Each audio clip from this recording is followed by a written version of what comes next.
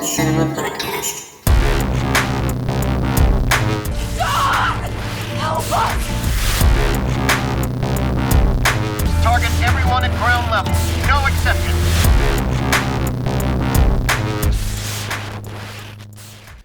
All right. Welcome, everybody, to episode 14 of the Cult Cinema Podcast. We are continuing our Halloween special, I guess you could call it. Spooky season. Spooky season. Last episode, 2 weeks ago, we did 28 Days Later. Now we're following up with the sequel, 28 Weeks Later. Indeed. So Very if you haven't exciting. listened to that episode, go back. For Absolutely. Oh, we got to introduce ourselves because we apparently forget to do that every once in a while. I'm Gage. Sure. Right? I'm Ashley. And don't forget to follow us on Instagram. Lots of fun stuff over there. Mm-hmm. And like and subscribe if you're listening to this wherever you are. Yep. Videos on YouTube. We got Apple Podcasts where you can leave a review there as well. So, Yes, and we read them, so leave them. all right. Well, if you're ready, I'm ready. All We'll get right. started. So, yes, this is a sequel, like you said, to 28 Days Later. Mm-hmm. This does have a different director. We'll kind of talk about that in the bonus feature stuff. Juan Carlos Fresnadillo. Sure. I would butcher that, so Yeah. I'm not going to try. Danny Boyle, who directed the previous one, was an executive producer on this, though. He was. Yeah. So you'll obviously if you've seen the franchise, you know that there's definite similarities. So this takes place though 6 months after the original outbreak. So just keep that in mind as well. But we open on a man who we find out shortly his name is Don, and a woman who's his wife Alice, and they're lighting a candle in a very dark room. And he asked her what she's going to cook tonight. And she says, well, your favorite, and pulls out a can of something that obviously they've had 1,000 times because he doesn't really want to eat that. I probably don't blame him. Yeah. She starts to make dinner, though, and she kind of stares off at this picture of an older couple and some children. And she just mentions that she's happy, the kids are safe. And she asks him repeatedly, though, they're safe, right? And he's like, yes, they're safe. They're far, far away. And they're really glad they paid for the school trip because clearly they were not here when all this stuff started to go down.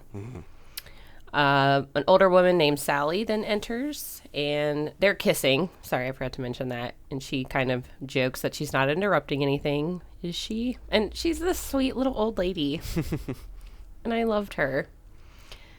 She says she found some candy in the cellar, so maybe they can have it after dinner. The little things. Yeah. The classic old person butterscotches that have been sitting in a bowl for who knows how long. Or they're like really hard chocolates. I don't know. It looked like a chocolate box, so Gotcha. whatever it was. Yeah. But we are in London, so they have all kinds of random candy over there that we don't have. We kind of pan out, though, and we see they're in a house with some other people as well. I believe it's 4 at this moment. We see Karen, and she sits down at the table as they start to eat dinner, and she's saying she has to put some aside for Sam because when he gets back, he'll be hungry. And then another man who we found out is Jacob kind of starts bitching at her, saying that her boyfriend left them 5 days ago, and if he isn't dead, when he gets back, he won't want pasta. He'll want to eat you, basically. And they're kind of arguing about this because he is a dick at this moment. But then we suddenly hear a knock at the door, and she thinks it's Sam at first, but the old man covers her mouth and tells her to be quiet. And then we actually hear the sounds of a young boy, and he's yelling and asking them to open the door. At first, Alice tries to get up, and then everyone is like, no, you can't answer the door. And she's like, it's a boy. Like, you can't leave him out there. It's a child. So she gets to the door. They've clearly boarded up this entire house with probably whatever they could find. But again, since it's really dark, there's no windows open. There's nothing open. Yeah. So she has to physically unboard this door. You're almost open left it to for the boy. impression that it's nighttime at first because you don't at first see that everything is all boarded up. And Right. It's not until they Agreed. Yeah, it's not until they open the doors and see the boy standing there that you realize it's like middle of the day and it's super bright out. Well, and when Alice initially does open the door, everybody, like, shields their face. Even if you're not right at the door, of course, that would be very, shocking to your eyes at first. Because they've probably been living in that, in the darkness for who knows how long. Right. So this little boy rushes in, and they board the door back up, and we see him start to inhale food. I'm sure he's starving. He says he comes from Sanford, and everyone's asking him, like, how he got here. And this poor little boy obviously, like, recounts, some horrors that he's seen. He says people were chasing him, and he just ran and ran until he found this house. And Alice asked who was chasing you. And he says, my mom and dad were chasing me. And it's just so sad. And when you think about kids being affected by something like this, it just, I don't know, it always breaks my heart a little bit. Absolutely. Yeah, have you ever, are you familiar at all with, like, the Walking Dead video game, like the Telltale, choose your own adventure game? No, I didn't play it. I know what it is, though. Yeah. So, basically the whole thing is, like, you play as a guy and you find this little girl whose parents, went on some trip and they had a babysitter, and it's basically this girl's been left alone in the early stages of the apocalypse, just kind of left by herself, hiding from the babysitter who's turned. So, oh, God. Yeah. Yeah, I mean, obviously I don't have children, but I don't know what I would do in a situation like that if I was forced to take care of children during something like this. Because I don't know. I don't know what I'd do. Right, yeah. Be stressful for sure. Yeah, for sure. I always think, because I have pets, and I always think, like, what would I do with the dogs? I'm like, I gotta put them down. That's the only thing I could do. Humanely, very, nicely put them down, but they can't come with me, like, barking and shit. No. But we then see Karen, and she kind of is peeling back, which, this is so dumb. She peels back what looks like burlap or cover of some kind. It doesn't look like a board. And then I'm thinking, like, why would you do that? Why wouldn't you board literally every inch up? I don't know. I think the main thing was just to keep light from leaking out, because I'm sure just speculating, and probably going way deeper into this than I need to. But they probably, because the whole thing is, in the first film, there's that scene where Jim is holding a candle just in the living room, and that little bit of candlelight is enough for the infected to spot him and come rushing through the kitchen window. So yeah, fair. I also was wondering if it was maybe sound muffling at the same time. Yeah.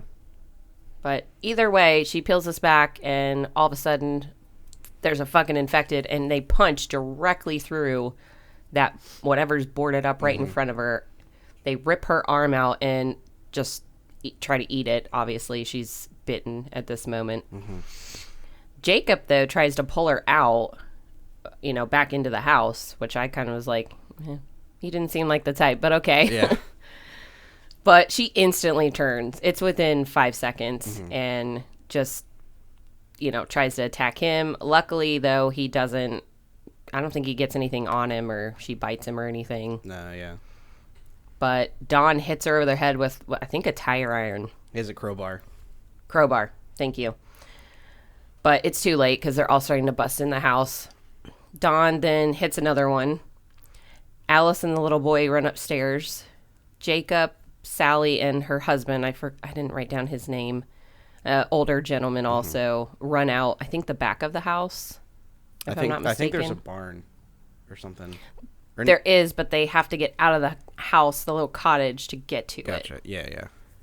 So I think they go at the back. Don is trying to kill as many as he can, though, but there's just obviously way too many. So he runs upstairs after Alice, dropping the fucking crowbar, though. That doesn't make sense. That's the only weapon you had. Right, yeah. I don't know. It's you see this a lot in horror movies. We were just talking about that in Evil Dead, where where Ash was fighting off, or he was going. I think he was fighting Linda or something, and he drops the shovel after he's digging the hole. But it's just classic leave the weapon behind when it's literally the only way that you have to defend yourself in the event that shit hits the fan. Right. Or in slashers when you should be going out the front door, not running up the stairs. Yeah. I get it. It's that trope. Alice and the little boy get separated, though, as they run upstairs. And he clearly goes to try and hide, but she keeps looking for him. And at that moment, I'm like, all right, that's enough with the kid. You got to hide yourself. Like, I don't know where he went, but she keeps looking for him this whole time. The three others make it to this barn. Oh, Jeff. Here it is. Jeff is her husband. Gotcha. He tries to shut the door after them, but again, there's just too many. They bust through that as well. He manages to hold that door for pretty well for as strong as these things are and as old as he is. Absolutely. He holds his own. Yeah. But he gets eaten immediately. Yeah. Because they bust through the door. Rip Jeff. Yeah, poor Jeff. Sally and Jacob try to head up this ladder to, like, go out a window, but poor Sally gets eaten too, so now they're dead.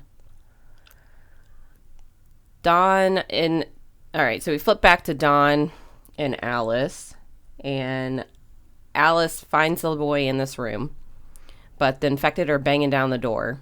Then they're literally right behind Dawn as he enters the same room, shuts the door. He tells her to leave the boy, but she sees him in the closet, and there's like a bed in between them, so she like jumps the bed, tries to get out of the closet, but they bust in the room. Dawn has, it looks like almost like a cubby hole, because then he can get out a window that's directly behind him. She yells at him to wait and like help them, but he's like, I can't. So he shuts this door, gets out the window, and he's out the cottage. He looks up to see Alice getting ripped away from the window, and I guess he assumes at this point she's dead. So way to go, Dawn. He takes off way to running. Way to leave your wife behind, asshole. Terrible. But Dawn is running, taking off down this hill, and there's just tons of infected running after him. At first, you only see a few like on the horizon, then you see like a fuckload. Yeah. So it's definitely terrifying. He makes it down to a dock, looks like a small lake or river, and Jacob is trying to get this boat started. And he's like, wait for me, when you just left your wife. So, yeah, by all means. But unfortunately, Dawn jumps in the boat, kind of an infected. It's weird because when they jump in the water, obviously they slow way down because of the water. Right. But he managed to pull Jacob off that boat and pull him into the water, so that sucks. Jacob's now dead too. Yeah, and of course it only takes about 5 seconds for Jacob to come up as an infected. Right. So out of the water. Yeah. Dawn takes off in the boat, though. Infected still trying to get after him. He looks back at the house, and again, he's upset. He is upset that he left his wife. He's upset that all this happened, but he's also still like, adrenaline probably going, and he's just panicking at that point. So we cut to black, and text comes across the screen that says 28 days later. So the original title of the movie. 5 weeks later, or 15 days later, I'm sorry, mainland Britain is quarantined. 28 days later, it's destroyed by the rage virus. 5 weeks later, the infected die of starvation. 11 weeks later, an American-led army enters London. 18 weeks later, mainland Britain is declared free of infection. And then 24 weeks later, Reconstruction begins. So basically what that beginning sequence tells us is that Britain was pretty much completely quarantined during the infection. And that it was pretty much only happening in Britain. That or it was happening in other countries, but they were able to contain it a lot quicker and a lot easier than Britain was able to. Right. However, remember in the first one where that soldier was going crazy before they shot him, and he thought that exact thing, and that's what he said. And then Jim saw the plane when he was in the soldiers like area where they were. Right. So there's two things. One, they mentioned that New York and Paris, are supposedly infected. Two, at the end of this movie, we see a scene, when we'll get to it, that would lead you to believe the infection hadn't spread until now. Right. So, I don't know. maybe just an oversight in this script writing or something. Yeah. I don't know. So throughout the text, though, we are getting shots of, again, deserted London, just like the first movie. Very creepy, ominous. We then get through the credits, and we cut to snipers on a roof. And the first guy we see is none other than Jeremy Renner. I know. I had no idea that he was in this movie until I looked it up on Amazon, which is how I watch these movies. And I saw that he was in the cast, and I was like, oh, there's actually some well-known and established actors in this already. There's some big people in this, for sure. Which is kind of interesting compared to how in the first movie the idea was to use actors that were not well-known at the time. Right. Because they didn't want the popularity and the famousness of the actors to take away from the story that they were trying to tell. For this, they kind of took that out of the window. Granted, they probably had a much bigger budget as well and were able to justify paying those kinds of actors because they were pretty much already established at this point. So. Yeah. Well, yeah, and I assume the budget was just much bigger as well. Yeah. Well, they claim, some of the producers claim that it was still a small budget. I'm sure for 2000, for an action film that they tried to pull off, I'm sure the budget was probably small compared to other big action movies that were being made at the time. But it's clear that there's, they must have received quite a bit more to make this movie than they did the original. So. Yeah, that's obvious in a lot of the scenes as well. So, again, Jeremy Renner on the scene. And this is kind of cut in between him and someone flying a chopper, and they're having a conversation over their radio. Jeremy Renner says this is the worst combat I've ever seen. Where's the combat? There's nothing going on. Then other snipers start chiming in on their radios, and then they just start joking around. Then they start looking at windows, people in their windows, and just basically going on and on about how they're bored. We then cut to, I'm assuming the next day, it's daytime, and we see a plane land, and Rose Byrne is in this too. She's also hugely famous. I also didn't know that she was British until I saw this movie. Oh, you didn't? Yeah, because anything I've ever seen her in, she plays an American role, so. Except for Neighbors. She is British Seth in that Rogen one. movie? Is she British in that? Yeah. Oh. It's been a while since I've seen it. I didn't know that she maintains her accent in that. But she does play mostly American roles, though, yes. For sure. So she's watching everybody from the plane get off the plane. And from the window she's seeing them at, she says on her radio that she's watching the new arrivals, and they'll take all day to process. And she's upset because she wasn't told they were admitting children. So I guess that's a different kind of issue she's got to deal with as who we find out she is, ? So we then basically stay with the two kids that get off the plane, and soldiers are checking everybody out. They're taking blood. They're, making sure nobody's bringing any infection into this area. Rose Byrne, who we learn is Scarlet, notes that the boy has two different color eyes. I think one brown, one blue. And she asked him if a parent had this as well, because usually it's a genetic feature. And he said, well, my mother did. And that's important for later. This is foreshadowing. Yeah. Ominous foreshadowing. She asked him his name's Andy, how old he is. He says he's 12. And she says, all right, well, you both look good, so you can enter. We see everyone start to enter the city. They kind of walk over a bridge, and they can see soldiers clearing homes still when they're walking along this bridge. And they're basically taking out giant trash bags of biohazard stuff. And then we see that they're basically just burning everything, which smart. That's what you should do. Yeah. Everyone then gets on a train, and a woman's announcing over the loudspeaker that they're entering the green zone, which is the safe zone. And it's on the Isle of Dogs. And if you've never been to London, you don't know where that is. It is mostly surrounded by water. I know it's a Wes Anderson movie. That's about all I know. Fair enough. The surrounding areas, though, are not safe. So do not leave the green zone. Don't exit this for any reason. And they'll be joining 15,000 other citizens and basically just saying, the army's here to keep them safe and stuff. So listen to them. The train pulls into the station, and the kids see their dad from the window at first on the train. And this is Don from earlier, and he has survived. They are also really happy to see him. And also, Don is played by Rob Carlyle, who is also a really famous, I think he's a Scottish actor. Yes, he is Scottish. I know primarily from Trainspotting, and he's been in a bunch of other stuff, but he's been known to work with Danny Boyle in the past, because Danny Boyle also directed Trainspotting. So, right, he was originally supposed to play that soldier in the first one, the main guy, Henry. Oh, Christopher Eccleston's character. Mm-hmm. Okay, but I don't remember exactly what happened there, but he did end up getting into this movie. So gotcha. Huh. Yeah.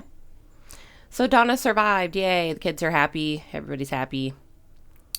Then we cut to Scarlett explaining that she's the chief medical officer and she should have been notified when children were re-entering the city because, factors at play that she can't be prepared for yet because of the virus, I'm assuming. Then Idris Elba is also in this. Yeah. Who is so dreamy and hot. I don't care.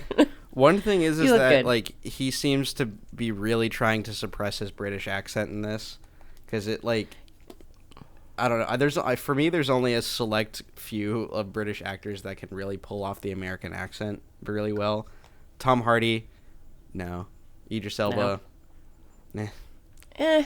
He's still okay. Yeah, it's not bad, but it's still I think it's also just because I know he's British in the back of my head. And he has a very low tone voice, so I kind of just maybe am subconsciously just kind of hearing his accent kind of slip through a little bit, but I think it's in certain things that he says. Yeah. And not even syllables of words. I think it's literal words that he says. You can hear it. Mm-hmm. But either way, he's super hot. And it's not a diss on his acting. The American accent, I feel is probably a very difficult thing to pull off because so many of us speak very differently. So yeah, because then look at it in the reverse. If you have American actresses or actors trying to be British, that never works out. Don't make people do that. It's terrible, and it's almost insulting to the great British people. Or what is it? What's that movie where I haven't seen it, but where Brad Pitt plays an Irish guy? Snatch, I think it is, where he mimics a Irish accent. Yeah. Good Lord, it's terrible. Yeah. Or even Angelina Jolie does a lot of British crossover stuff. I'm trying to think of a couple others that I was I know you're terrible. Your accent's terrible. Meryl Streep's done a few. Yeah. She's not that bad. Oh, Anne Hathaway. Really? God awful. I know Benedict Cumberbatch does a really good American accent. You'd almost believe he's American if you didn't know that he wasn't. Yeah, and then there's some actors that are just fuck it, I'm not doing that. This is my accent. I'm not going to change it for anything. So, yeah. For sure. Yeah. But Idris Elba is basically telling her, look, it's safe, and if the infection comes back, we'll kill it, and I'm a tough guy, and I don't care. We're the American government. We can handle anything, except when we can't, which is just about in any movie ever that involves the American army. Literally all of them. It all falls apart. This is no exception. Yeah. We then see Don and his kids, and like I said, the son is Andy, and the daughter's name is Tammy, who is also a very famous actress, Imogen Potts. Poots? Yes. I think there's 2 O's in there, but I don't know. You could be right. I thought it was Potts, but I could be wrong. But I know Andy is played by Macintosh Muggleton, which is the coolest fucking name I've ever heard. It is cool. But yeah. Well, Imogen is a screen queen to the T. She's only done horror movies, as far as I know. There might be 1 or 2 indie films in there too, but there was a couple of indie films she was in. But basically, she's in horror. Gotcha. Most of her movies have been horror movies, and starting with this one. She's obviously very young in this film, and I think she's in her late 20s now. Gotcha. Yeah. But they enter a building that they're going to be living in, or heading there anyway. And Tammy is like, well, what do you do here, Dad? And he said, well, I'm in charge of basically keeping everything running. And I have all this access to everywhere. That's also important for later. Foreshadowing. Mm-hmm. They get up to these, like, turntable doors, and she's, like, rolling her eyes, basically. She's like, whatever, you're not really that, in charge. And he stops the thing from running, and everything stops. Escalators, everything. And he's like, no, I run the place. Mm-hmm. And so they get up to their apartment, and Tammy and Andy are both super happy to be there because they're talking about the refugee camp they were in, and it sounds awful. And I'm assuming they've been in it this whole time, so roughly 6 months, maybe, in this refugee camp. Don tells them, well, this is nice, the apartment's nice, but we'll be moving into a new house soon. They kind of look upset, and he says, look, guys, we can't go back to the old house. Not only is it outside the zone, but he's not even sure if we could go back there. It could not be standing any longer. We don't know. Then they finally start asking him what happened to Mom, because this is the first time he's seeing his children since this whole thing started. Uh-oh, Don. And better start explaining yourself, buddy. Well, initially, so he does sit them down, and he's honest. Mm-hmm. He does tell them what happened. Obviously, the only thing that changes is the end, where he says, I saw her die. And again, which in that moment... Yeah, which you're left to assume that she did, but he did not, of course, and granted, I probably wouldn't have done the same thing where he brings up the fact that he had to leave her behind. Yeah. I don't know if I would tell my kids that at this point, as far as he knows their mother's dead. Yeah. And in that moment of what was happening, he might have been thinking about his children and was like, look, one of us has to survive, and it's clearly not going to be you right now, because I can see this, unfolding. Right. But he's still also super emotional. He cries, it's sad. He is torn up about it. Yeah. He didn't do any of that maliciously. Andy then asks if there was anything he could have done, and he's just like, no, I just managed to get away, so I couldn't do anything. So he got to the military camp. He's been quarantining and just waiting on his kids to come back. Tammy's like, well, we're just happy you're still alive, and everybody kind of cries, and he apologizes multiple times, and there's just nothing he could have done. Right. We then get some quick shots of Alice in this story, and these shots in particular are so eerie and creepy. This particular sequence of scenes, and then one more later, are the only ones that just terrify me about this movie. Yeah. Everything else, it's an action film. Mm-hmm. So we're back with the military. Chopper guy, which I wrote his name down, but I don't think I wrote it down here. And he's friends with Jeremy Renner's character, who we learn is Sergeant Doyle. He's just listening to music, though, in this chopper on a rooftop. And Jeremy Renner comes up and scares the shit out of him, which is funny. They kind of joke around a bit, and he's like, get the fuck out of here. It's boring. Go to bed or whatever you're going to do. And he comes back and scares him again. We then see, snipers everywhere on the roof. And they start looking through windows, just kind of checking on everyone.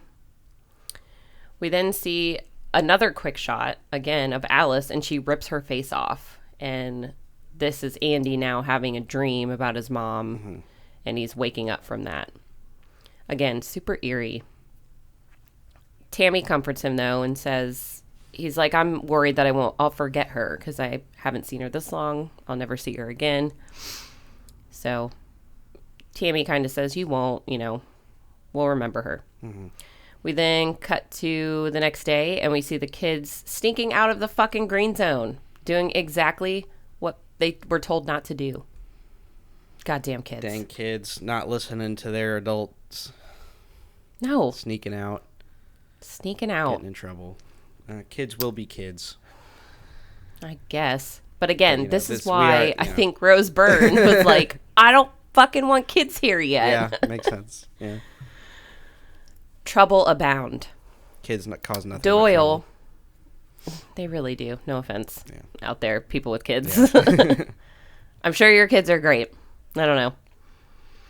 Doyle sees them running out of the gates, though, and he radios it in. So they're definitely not going to be out there too long, but they are clearing that zone, and they're out. So they're running around, running down the street. They come across some scooters, and Tammy tells Andy to wait there while she goes inside and looks for keys. Once she gets in this, I think it's a pizza shop, so there were like delivery scooters out front. Mm-hmm. Once she gets in there, though, obviously it's disgusting. It hasn't been cleared. There's rotting food everywhere, and we stumble upon a dead body, of course. That's basically a skeleton, so it had been decomposing in there for who knows how long. Right. She grabs the keys, though, and a helmet, and they take off on the scooters. Again, just a lot of scenes of abandoned London again, and they're on a bridge by themselves, so I'm going to assume, just like the first movie, they had, like, X amount of time to shoot these scenes while no one was around. Yeah. Totally the vibe of the first film. Yeah, that's one thing that it really does well in terms of carrying over the visual style of the film. Because it's clear that, they're not using your consumer grade, digital camcorders anymore to shoot everything. I'm sure they're definitely shooting on a lot nicer equipment, but visually it still maintains a lot of the original style, both from, the color grade to the camera work as well. So absolutely. Yeah. They do pull up to their house, though. They have a little hide-a-key thing, so they go inside. We cut back to their dad obviously looking for them in their apartment and finding out that they're gone. The kids go inside the house, and they find a picture of their mom for Andy, and they both go up to their rooms and just start packing stuff in there. I'm honestly surprised at the condition of the homes. Obviously, we only went in this one, but I would think like more stuff would be ransacked and gone, and I'd think they'd be like empty. Right, yeah. From people just surviving around there, trying to anyway. Mm-hmm. I don't know. That seems the theme in a lot of other zombie films, so I guess I'm just like thinking that would be the way here. We then see Andy outside jumping on the trampoline, and he starts yelling for his sister. She doesn't respond, so he goes inside and starts walking up the stairs looking for her. And then we see a small door open to his left. It almost looks like an attic-style room. And he's thinking Tammy is hiding from him because he does hear movement. Mm-hmm. And we do this is the scene. We do get like silhouettes and a couple glances of someone or something moving in the background. Right, and we hear almost like a can getting kicked over or something like that. This is the scene that fucking freaks me out every time. I know it's coming, and it still scares the shit out of me because you don't see it. One, you don't see it coming if you've never seen this film before. Two, it's so creepy and eerie because as soon as he gets in the room and kind of starts making his way around what looks like a bed, there's just a head of hair moving. And then his mom turns around. It's his mom. She's not dead. But she looks like an infected. Yeah. She's bitten all over. She's obviously dirty. She's almost rabid, like, too, in the way she... and, like, super fucking pale, like, clearly, like, standing out in this dark, dark room. So, that too. It's creepy as hell. So creepy. Because as soon as she sees Andy, she, like, lunges at him. Because, again, you think she's infected. Lunges at him. Hugs him. We realize she's not infected. But she is hugging him super tight that it's freaking him the fuck out. Tammy finally runs in, grabs him, and they run outside. And this is when the military have finally got there and they swarm the house and they go inside and get the mom out. But yeah, that whole scene is so fucking creepy. It still scares me. We then cut to Alice being scrubbed down in a contamination shower. She's yelling and crying. She is not vocalizing anything yet, though. It's strictly that yelling and crying. I'm sure this whole event's traumatic, too. Like, up until whatever's happened to her while she's in this house to now knowing, her kids are alive and seeing them. For sure. Obviously, it's a lot to be all processing at once, still thinking that the world is basically gone and then just being shoved into this containment. Right, because when we saw the military clearing houses in a few scenes prior, you saw those bags out everywhere in the street. So obviously they hadn't made it to this part of London yet. Right. So she didn't know anything. Yeah. Yeah. After she's all cleaned off and decontaminated in that aspect. She's strapped to a bed, and Scarlett's apologizing for all this stuff, but, we have to do this when we find survivors. But it has been over 2 months since they found anyone. So she's basically like, how did you survive this long? She also asks if she's come in direct contact with the infected, because we see a bite mark on her arm, a clear bite mark. Then we kind of get a flashback of her running from the house, trying to get away from them. So she made it out of the house as well. Scarlett takes a blood sample, and we cut to Dawn being told that they found his kids and his wife, and which obviously is very surprising to him. So I feel like in this moment it's a lot of, oh great, my wife's alive, but now it's all like, I'm in trouble. Yeah, for sure. Yeah. But again, I would have to assume if I was in the position of both of them, I might be like, yeah, I would probably have run too. I don't know. Yeah. We both die or one of us lives. He's taken to a room to see his kids. They're also kind of in a quarantine style situation because obviously they left the green zone. He kind of tries to scold them for leaving, but then Tammy just starts screaming at him that, you said you saw her die, and they're pissed, obviously. Yeah. He says, look, I'm not sure what's happening, but I thought I saw her die. I thought I saw her get bit, and, but this is a good thing because she's alive, so. Andy yells at him that he wants to see her, though, and then we cut back to the area she's being quarantined at and just kind of see her. We see her eye do this thing, which is, again, important later, but it almost gets like bloodshot. Yeah, there's this weird mark in the white of her eye that is like, when you see the infected, when their eyes start to turn, it's like at the very beginning stages of it starting to take over the iris. Yes, absolutely. And it's clearly coming into the eye and going back out of the eye. So Scarlett is now explaining what's going on, and she's basically telling everybody that, yeah, she's infected. And then Idris Elba's like, well, she's not showing any symptoms. And she's like, look, it could be some sort of genetic defect or something that happened, in her lifetime or whatever. But she's a carrier. She's not an infected person. She can still infect people, but she doesn't become infected when she's bitten. Right. And this is very important because it could be, the key to a vaccine or anything. If they could get the part of her DNA that makes that happen, that would be really good. And I think this was a really good way about creating this as the plot device for a sequel to the original. Because the whole thing with the original is that, the filmmakers emphasizing that it could be something as simple as just a virus of some kind that causes a mass extinction event of humanity. And so they touched upon that in the first movie, but then bringing on the idea of even if people, there are still carriers as well. So, that also plays a big thing. While there are some, that you could grow immunity, there are also people that will continue to carry it as well and, can, bring it back. And we, biggest, look at what's going on in the world right now. Is what with COVID exactly. and everything is people, even if you're vaccinated, you can still carry it because vaccines, while they can help you to not get COVID, they are designed to keep you from dying from COVID, which is why people are still able to get it afterwards. Right. So. Well, and the COVID vaccines that we currently have are not live virus vaccines. There's a very big difference between immunobooster vaccines, which is what this is, and live virus vaccines, which are what flu shots are. So flu shots have actual flu virus in them. That's what builds your body up to be immune to the flu, so you don't get the flu at all. Or you still have breakthrough cases, so people that have been vaccinated but still get COVID or still get the flu, but they don't get super sick. So there will eventually be a COVID vaccine that uses live virus.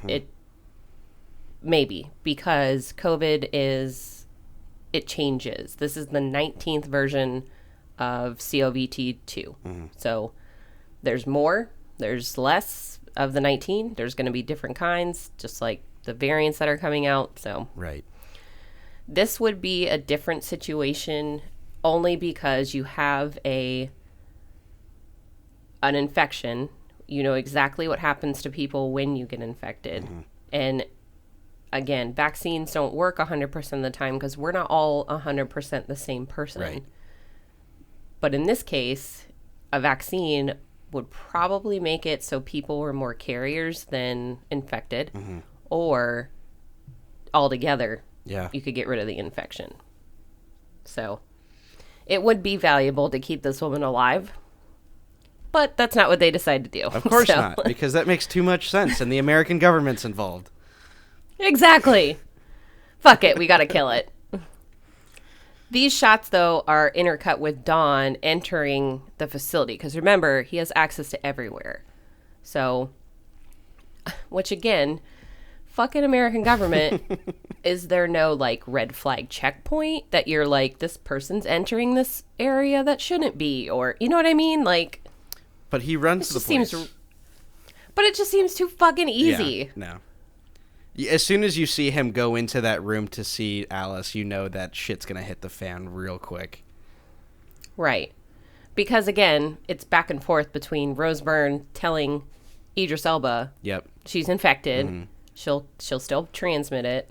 But then Dawn getting into her room, which, again, that door that he gets into that opens into her little, like, trailer that she's being quarantined in, that shouldn't have been accessible to anyone but, like, Rose Byrne. Yeah. You know what I mean? Yep. Fucking dumb. Yeah.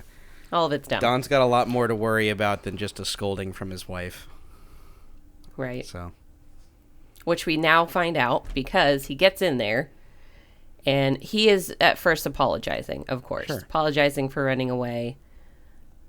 And this kind of back and forth is weird because she's just not saying anything or moving.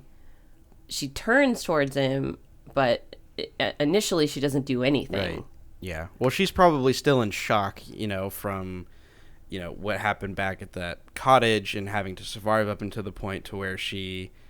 Because if it were me hiding in that, like, upstairs room for who knows how long and all of a sudden just seeing my kid after, like, 6 months... thinking that the world has ended and then just being taken and like forcibly scrubbed down and having some American scientists come in or one from another country coming in and drawing my blood and strapping me to a chair, I'd probably be borderline catatonic as well. So Fair. It's fair. Yeah. Her reaction is fair. I'm just saying. It's creepy. Right.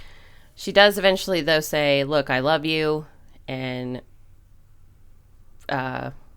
is this when he kisses her? He kind of walks up to her. He's crying, kisses her. But then we see soldiers telling Scarlett, like, look, run the test on her corpse because we're killing her. So we see Dawn kiss Alice. Immediately turns him. Again, this takes, like, no time at all.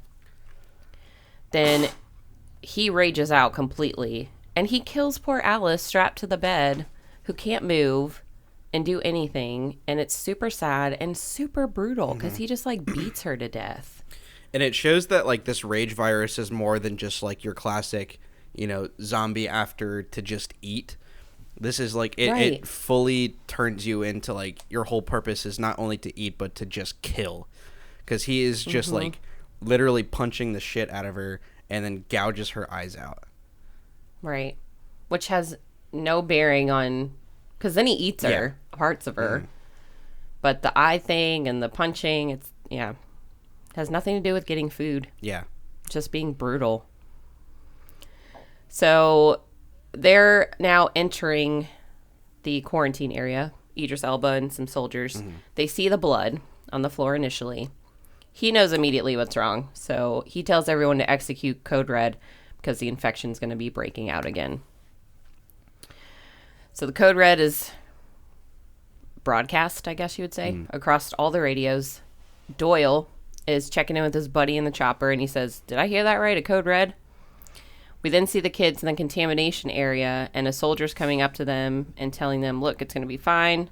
Everything's going to be fine. I'll be right back. And then we see, of course, Don bum rush him, and he kills him, and he busts into the room where the kids are held, and the soldier soldier busts in there, and he's turned already. But then he's killed because Scarlet blows his head off Nice. from the doorway, which is awesome. She then grabs the kids, and there's tons of people everywhere, obviously pushing. They won't let them through at first, but Scarlet's like, no, I'm the medical examiner or chief officer, whatever her title is. I got to get these kids out. But unfortunately, again, since there's just so many people, Andy gets separated from them, and then they kind of push everyone into this area, maybe a holding area. But it's also dark. The lights go out everywhere. And it's like, one, clearly no one like cleared and made that room safe. They just shoved people in there. Because as soon as emergency lighting kicks on, we see Andy start walking towards like this maybe loading dock type area, and the back door is shaking, and then it busts open, and it's fucking his dad who's turned, and he starts killing everyone in this room. It's like terrible U.S. military, just terrible planning. They kind of play into, so we see Don pop up a couple times as an infected throughout the film, Right. Clearly showing that like there is still some kind of intelligence to the infected a little bit, because he's almost kind of stalking Andy and Tammy throughout the film. And they kind of touched on this with like an interview and like a behind the scenes where Robert Carlyle talks about is like, well, he kind of feels bad for the infected because this clearly shows that there is still there is still part of who they used to be kind of trapped inside that really is just completely being controlled by this virus. Oh, fair. Because you don't see that a lot in the first one. Because you could have done that parallel with Hannah and her dad. Right. But they chose not to do that. Because they killed him too quickly. Well, they that killed too. Frank too quickly, yeah. Yeah, that too. But you didn't get that impression either, that anybody that turned might still have some, Right. remnants of who they were before then. So I think it's definitely more pronounced here. And it was cool that he, follows us through the whole movie, I think. But he starts killing everybody in that room. And they all panic. They start pushing the door open. And now, obviously, people are turned. So that containment area is fucked. Andy does manage to kind of climb on top of everybody, though, and he gets into an air duct, which is super smart on his behalf. Just as everyone is pushing the door open, the military's trying to, wait, don't leave, but it's fucked now. Military is initially told, though, over their radios, the snipers outside and anybody on the ground to start shooting the infected, which would be hard anyway, because there's just so many people. If there's 15,000 people in this facility, it would just be hard. We then see Scarlett on her radio trying to tell people to find Andy, but Tammy's still with her, so she does promise, we'll find him, and we'll get you guys out of here. It'll be okay.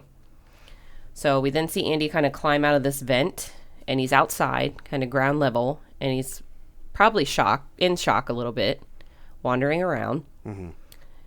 And just as soon as the military is told to shoot the infected, I'm sure it's not even minutes later, they're told, just kill everybody.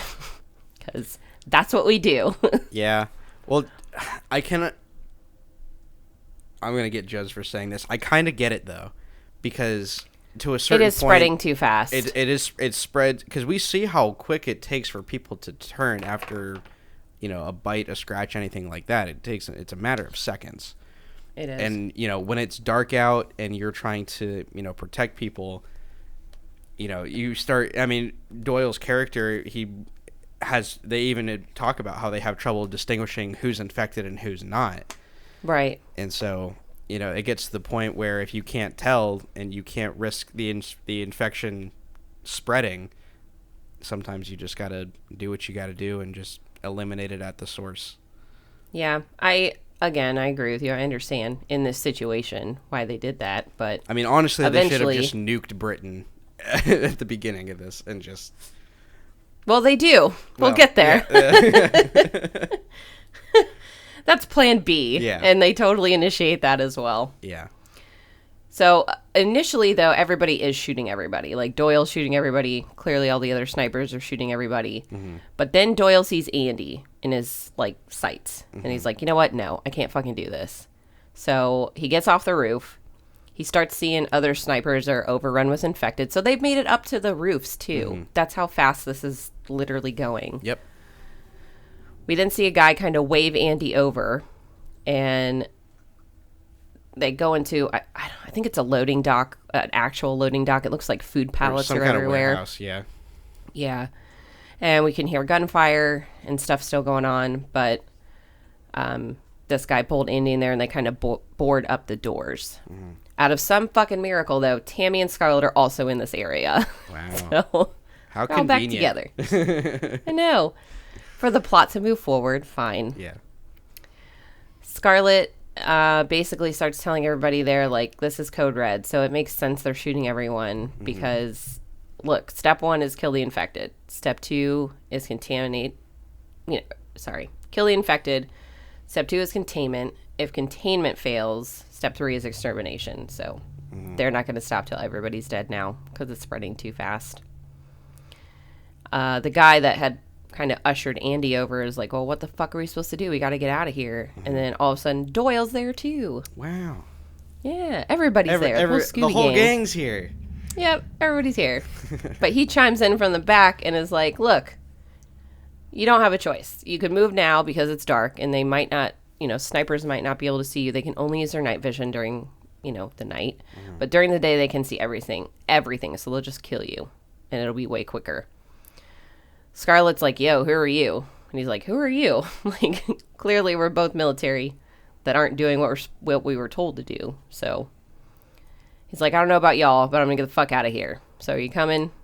And he is the hero of this movie, honestly. Because he does lead everyone out this back door. He tells them to kind of stick with them and don't do anything he doesn't do. His buddy in the chopper, who I now wrote his name down. His name is Flynn. Yeah. He radios him and is like, yo, man, where you at? Doyle tells him I'm on ground level, District 1. He's like, well, fuck.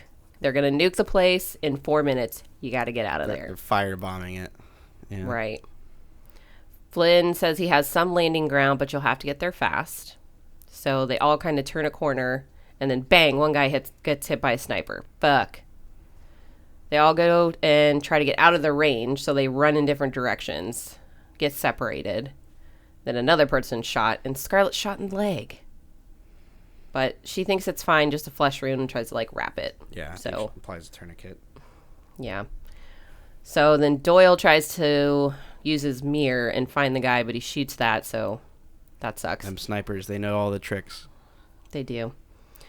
He tells the guy, Sam, to run towards that door in a zigzag pattern, but he's too chicken shit, so Andy fucking does it.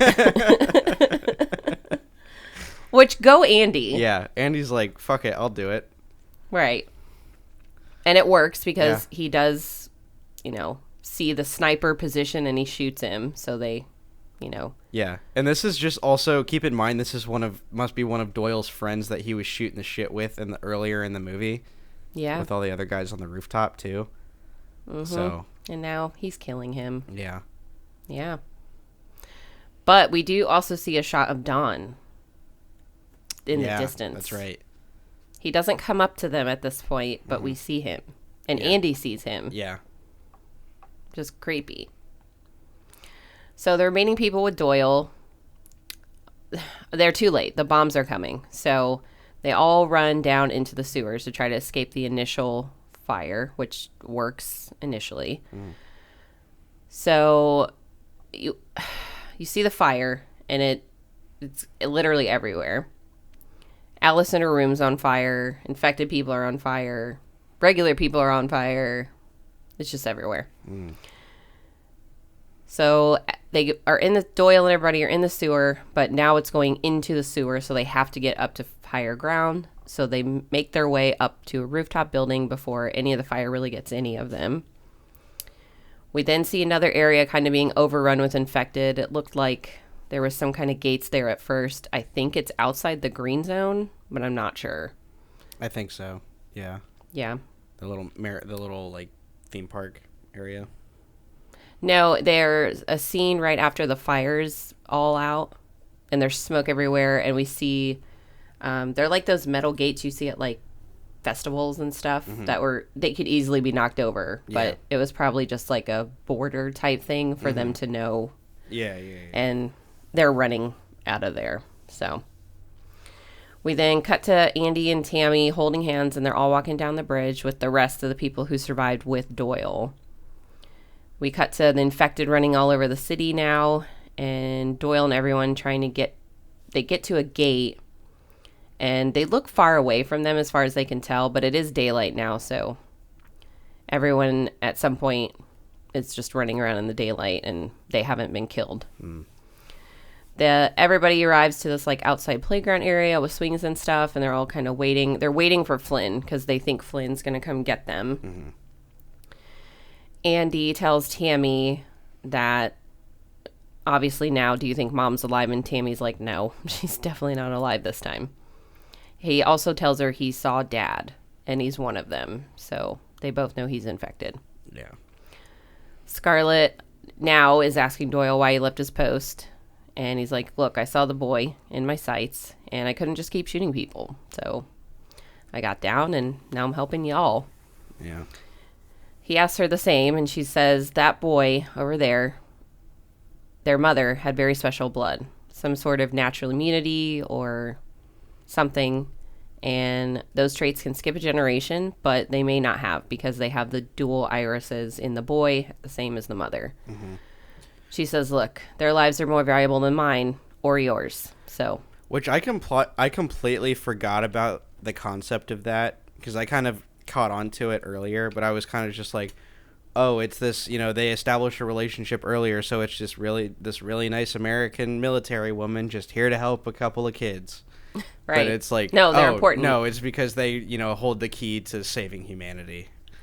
Right. So Doyle's like, all right, I got it. Keep them alive. Check. Then Flynn comes on the radio again. He says, I'm coming to you now. I'm about 60 seconds out, but be careful because infected are everywhere.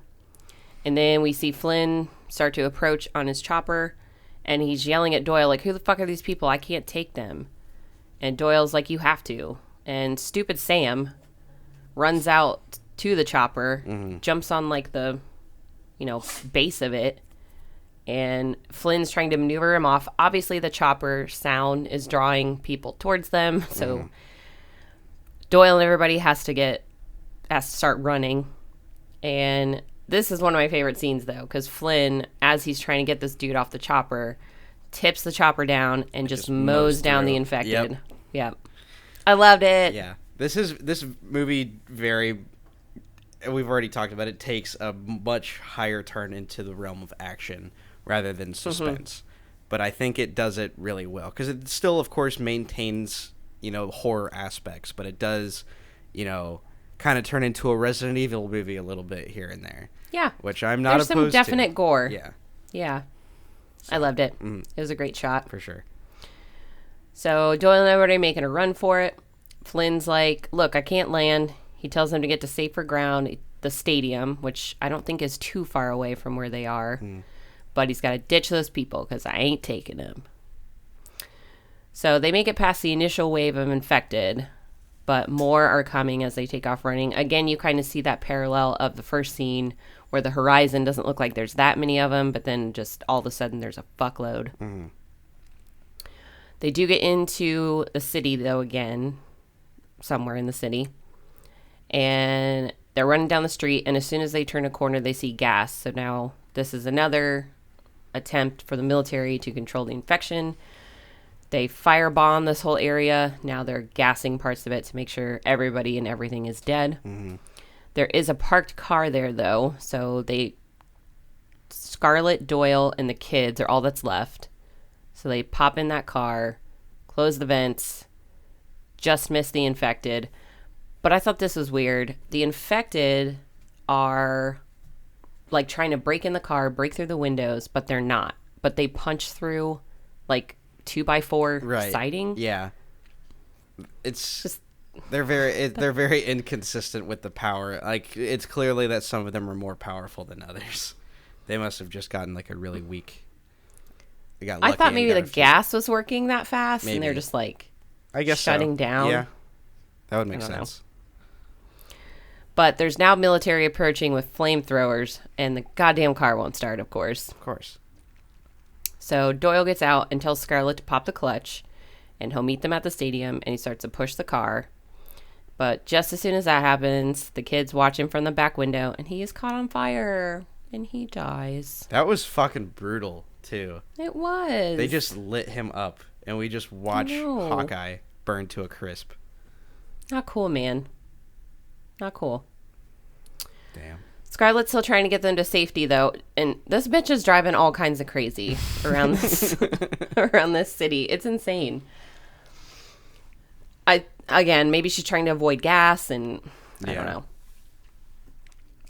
But now a chopper's above them and sees them driving and starts shooting them down. Tries to shoot them down. Mm-hmm. Which, what the actual fuck? Like, you know there's people in there. You know they're not infected. Why don't you just get them to safety? It's the same thing as that you know, at this point they could be carriers, I guess. I'm guessing that's the only thing. But whatever. It's dumb. She does manage to drive them into a tunnel, though, but it's fucking super dark. And they're not going to go any further in the car, so they have to get out and start walking. Mm-hmm. And they get further and further into this darker and darker ass tunnel. So she turns her night vision on because Doyle gave her his gun. I forgot to mention that. Mm. And she's kind of guiding Tammy and Andy with that. But there's bodies everywhere. So it's like, she keeps, go 2 steps to your left, go 2 steps to your right, blah, blah, I did blah. like this scene, too, and how it was kind of, shot from the perspective of the night vision camera.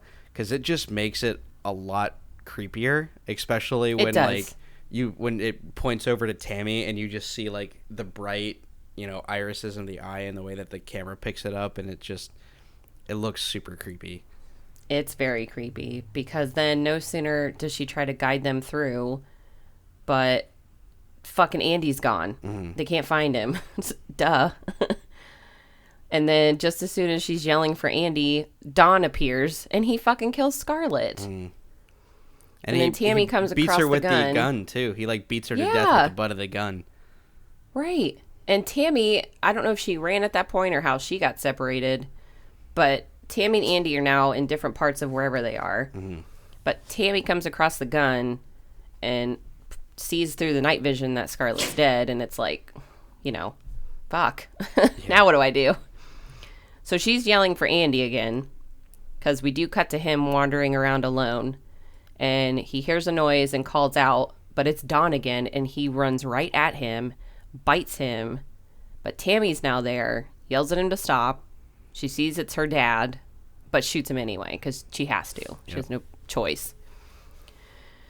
Tammy then tells Andy, look, we have to stay together no matter what. And then this idiot runs right away from her. Well, no, it's because he's infected and he doesn't want to, he knows that he's been bitten and that he's going to turn it any second. So he runs away so that she doesn't, But she doesn't know that. And she starts screaming after him. Well, no, she sees him get bitten, though. She sees Andy, she's Dawn attack and bite. And, because at first there's a bit of a skirmish between Dawn and Andy. And then it's right when she comes in and sees them that Dawn bites Andy's shoulder. Yeah, that's fair. So. Maybe she saw that too. Mm-hmm. But he gets down a tunnel and you kind of see him collapse. But again, he's not infected.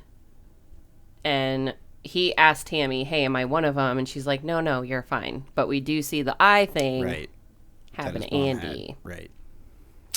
So he carries the virus as well, just like his mom did. Mm-hmm.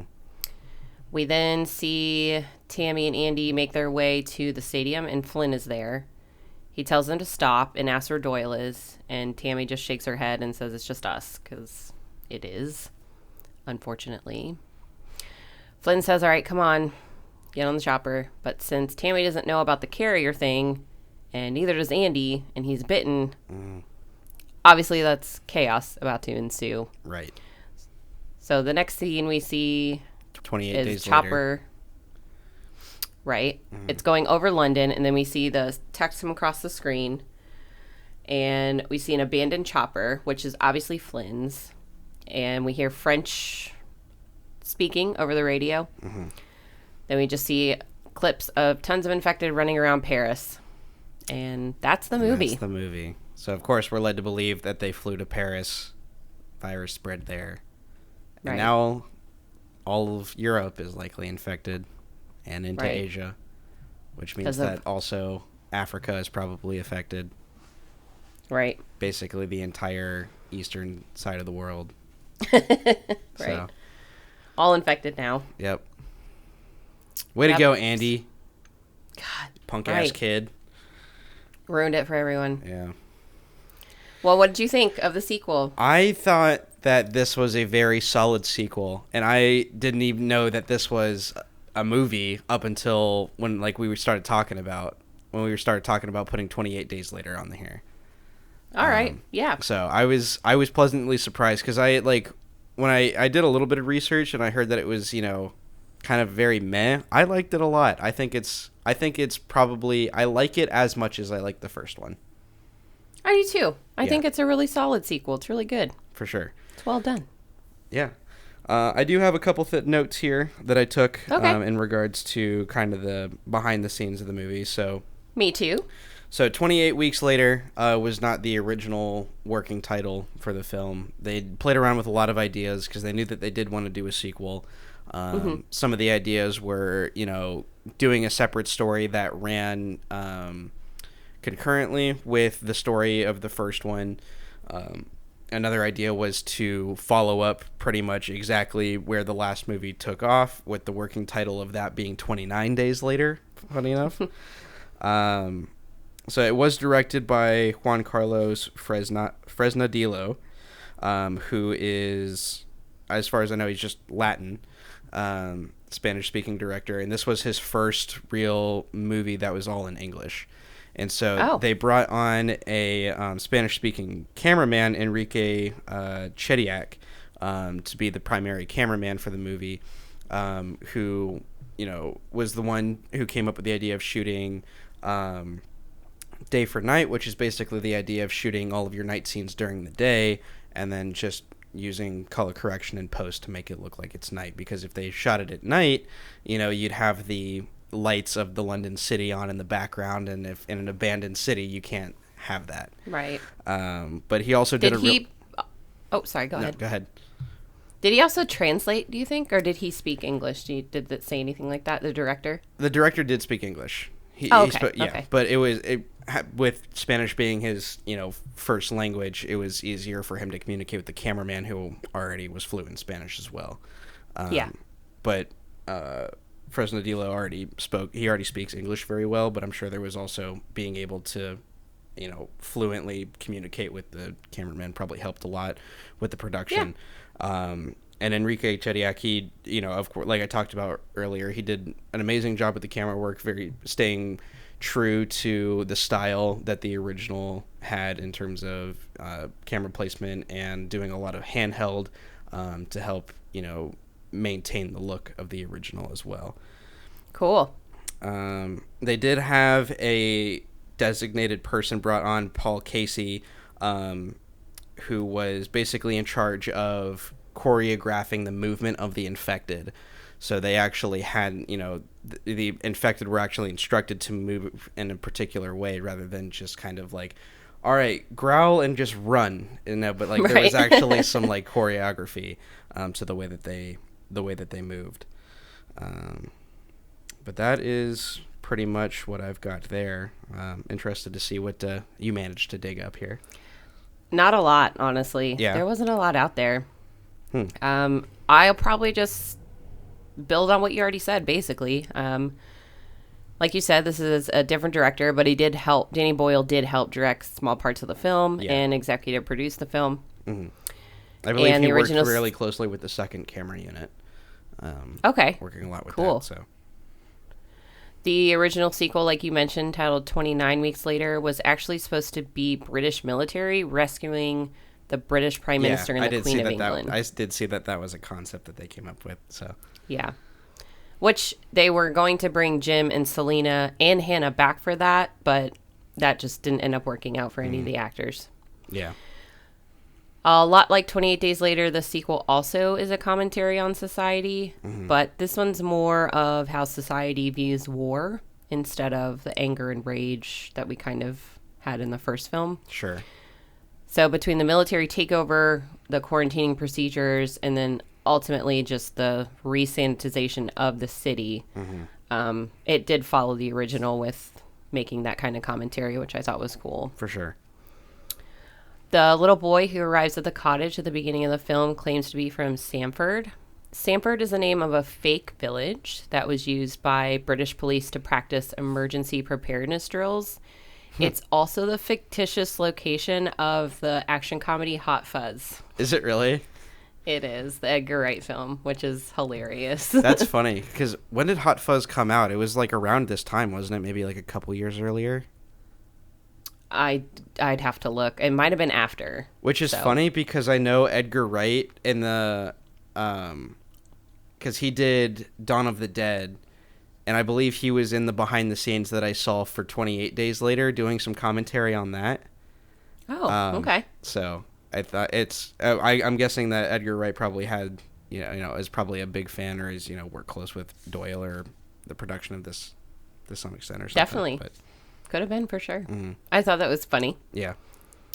On the DVD extras, like you kind of mentioned, all the actors were instructed on how to play the infected. They all had to come from a movement background, so they had to have some sort of history in dance or gymnastics or something. Right. They also had tons of workshops before the movie started shooting with the director and Danny Boyle. And yeah, similar fashion in the first movie, how Danny Boyle used athletic people. Right. So, but you're right, a lot more actually. You have to have this background in order to play an infected. Sure. So this movie has a very slow, intense tone to it, but makes it really great and creepy, especially the moments that I kind of touched on throughout the scene by scene. But the opening scene alone, I felt kind of makes you feel safe at first. And then this is just a huge masterclass of horror with all the gore, the human emotion that's taken, throughout the relationship with the kids and the soldiers. And I just think this was a great sequel, and that's what made both of these kind of fall into that cult classic bracket for me. Absolutely. And that's all I got. Me too. All right. Well, seems like that's going to be about it for this episode of the Cult Cinema Podcast. Thank you, everybody, for watching, listening, tuning in one way or another. We really appreciate it. Shout out to my boy Evan from work, who managed to find the show and came up to me the other day. He's like, "So I found your podcast." And I was like, "Oh, yay!" Cool. So tell your friends, tell everybody. Yeah. So if you are enjoying the show, again, leave a comment on YouTube, comment on Apple Podcasts. We want to know what people think of the show. We want to hear your suggestions on how we can improve, or if you have recommendations on what movies we should do next. We may have a bonus episode come out. That's all I'm going to say about that for this month of October. So stay tuned for that. Keep up to date on Instagram for more details. But yeah, that's about it. Thank you again, everybody, for watching. We will see you in the next episode. Thank you.